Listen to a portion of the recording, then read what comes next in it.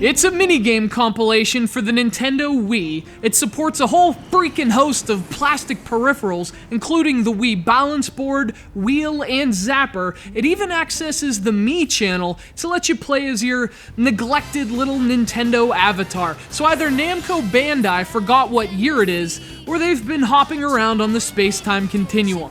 We all know how dangerous that can be. The consequences are irreversible. If, like many, you've long since stopped paying attention to your Wii, your reaction to this footage might be to just assume it's a fabrication, that somehow I'm making this stuff up. Let me assure you, I am not. Go Vacation was released mere days ago, even though everything about it screams 3 years ago.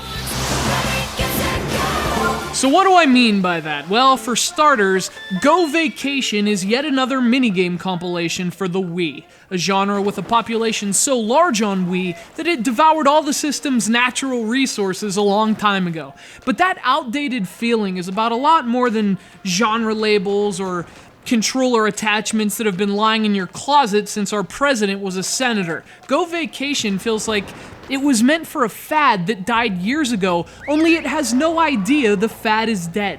This game still seems to think that shaking controllers to swim and flicking them upward to jump are fun, novel concepts, let alone the notion that cramming 50 minigames onto a single disc might still appeal to an audience that isn't even there anymore. My qualms with its general existence aside, Go Vacation is modeled after Nintendo's own Wii Sports Resort. Actually, modeled is a pretty gentle euphemism for what this game actually is, that being a blatant and shameless ripoff. You're visiting an island with 4 different resorts and lots of different activities scattered among them.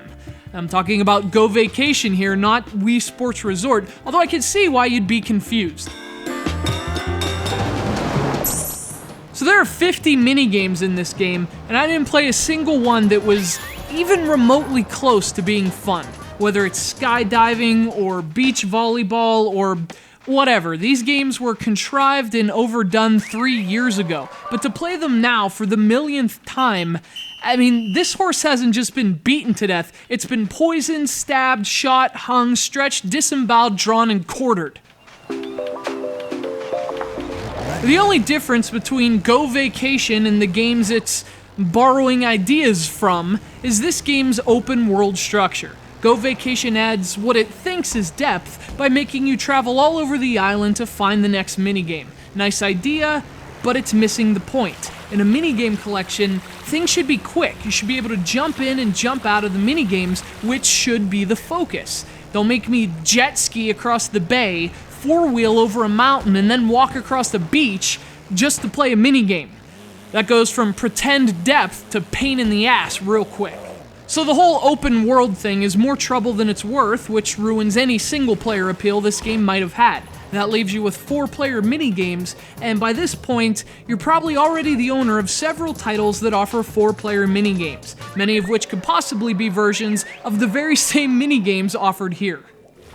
Now don't get me wrong, the Nintendo Wii has been my personal favorite console this generation, so in a way, it's nice to see a Wii game in 2011 that still makes an effort to be Wii, so to speak. To be naive enough to think people still care about shaking plastic peripherals. But the fact that that stick-with-it spirit was applied to just another stale minigame collection kind of ruins it. But Go Vacation isn't a terrible game, it's just a game you've already played a million times.